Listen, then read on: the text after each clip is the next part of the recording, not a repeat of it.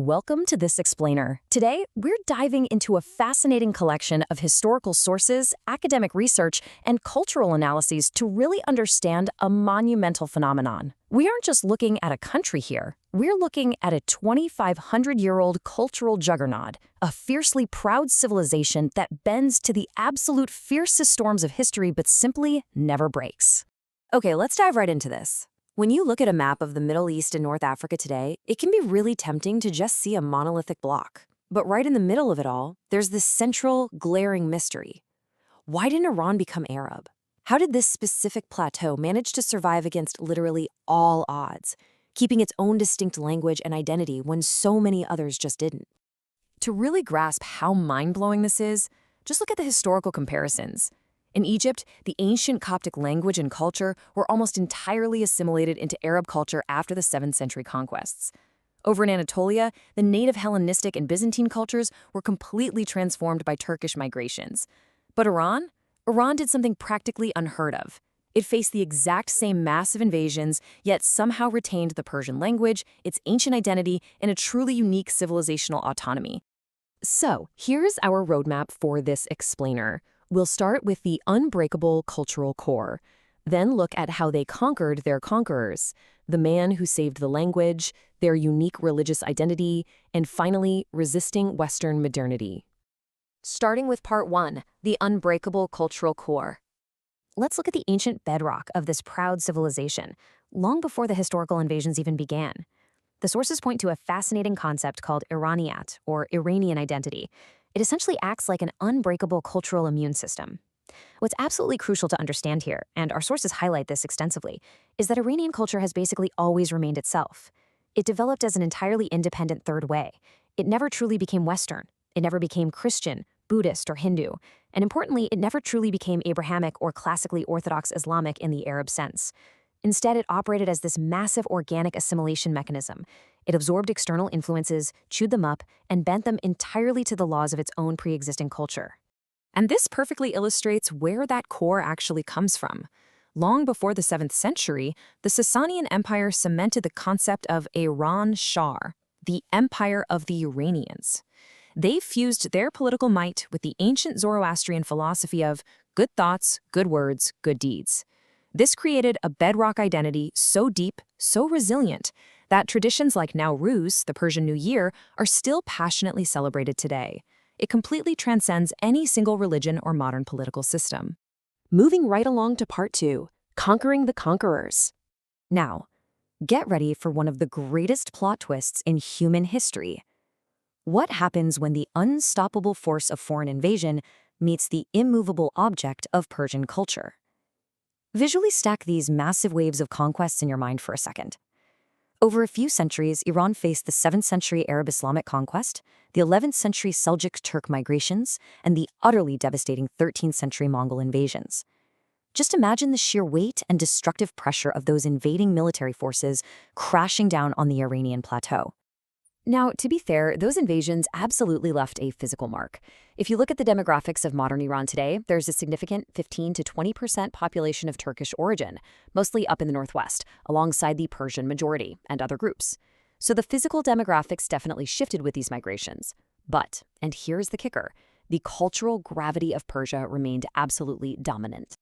The ultimate irony here is that these Seljuk and Mongol military elites, well, they won the wars, but they completely lost the culture clash.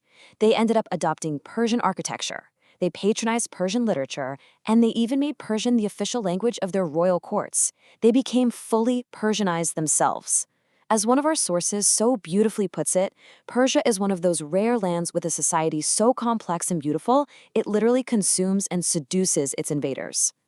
Which brings us to part 3, Ferdowsi saves the language. Let's shift our focus to the ultimate weapon in Iran's cultural defense, because it wasn't swords or arrows. It was a language, and the legendary poet Ferdowsi. Following the Arab conquests, Arabic seriously threatened to entirely replace the native tongue, exactly like it had in Egypt. But Ferdowsi spent 30 years writing the Shahnameh, the epic Book of Kings. He deliberately used almost no Arabic words, crafting this massive mythological and historical epic that acted as an impenetrable shield against Arabization. He literally revived the Persian nation with his verse. Because of Ferdowsi, we have this absolutely mind-blowing fact today. A modern Iranian can pick up a 1,000-year-old poem from the Shahnameh and read it with relative ease. That represents a level of linguistic continuity that is almost unheard of anywhere else in the world. No way around it, it's just incredible.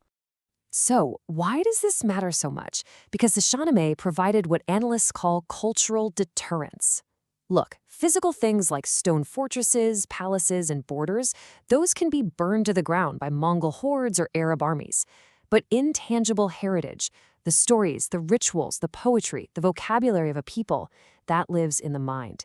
It is infinitely harder for an invader to destroy, making it the ultimate tool for a proud civilization's survival. All right, on to part 4, a unique religious identity. Let's fast forward to the 16th century and see how this builds, because Iran found yet another brilliant way to deploy its culture, this time using theology as a geopolitical shield. Look at the reality of the 16th century here. Iran was totally surrounded. To the west, you had the massive Ottoman Empire. To the east, the incredibly powerful Uzbeks. Both were strictly Sunni Muslim powers. Iran needed a boundary. They needed a way to distinctly separate themselves so they wouldn't just be swallowed whole into a pan-Islamic caliphate. So, under the Safavid dynasty, Iran officially adopted Twelver Shia Islam. Now, the crucial point to take away here is that this wasn't just a religious shift, it was a total masterclass in civilizational survival. Leaders like Shah Ismail and Shah Abbas didn't just adopt Shiism, they completely syncretized it. They beautifully fused ancient pre-Islamic Persian concepts of divine kingship right alongside this new Shia doctrine. They created an exclusively Iranian Shia political identity that gave them the exact ideological armor they needed to fend off their powerful Sunni rivals. Finally, part 5, resisting Western modernity. As we jump into the 20th century, the existential threat to Iranian culture shifts entirely away from invading armies and moves toward global capitalism and Western consumerism. This brings us to a highly influential concept highlighted in the source material, Kherbzadegi, which is often translated as Westoxification. During the 20th century, the secular Pahlavi dynasty pushed aggressively for rapid state-sponsored Westernization. In response to this, Iranian intellectuals developed this concept.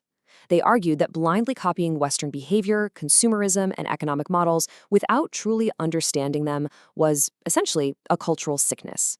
The intellectual Jalal Aliya Ahmad really popularized this term. In his pretty striking words, he compared the influx of Western culture to a plague, or like sawflies infesting a wheat field from the inside out. Now, looking at this neutrally, Aliya Ahmad and his contemporaries weren't just complaining about fashion trends here. They viewed globalized Western modernity as a corrosive force that was hollowing out their authentic 2,500-year-old historical core, turning them into mere consumers rather than creators.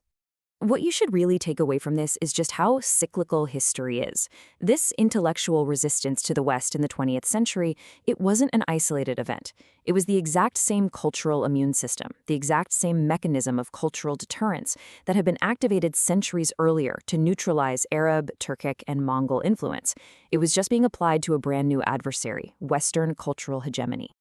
So, as we pull this all together and summarize this monumental historical journey, we see the true power of this unbreakable core. Iran survived the 7th century conquests by fiercely clinging to the Persian language. It absorbed and thoroughly Persianized nomadic Turkish and Mongol conquerors. It synthesized a distinct Shia identity to wall itself off from Sunni empires, and it has intellectually pushed back against Western hegemony to protect its authenticity. This right here is why understanding this unique civilizational autonomy is absolutely vital to making sense of global geopolitics today. Which leaves us with a final, pretty incredible question to ponder.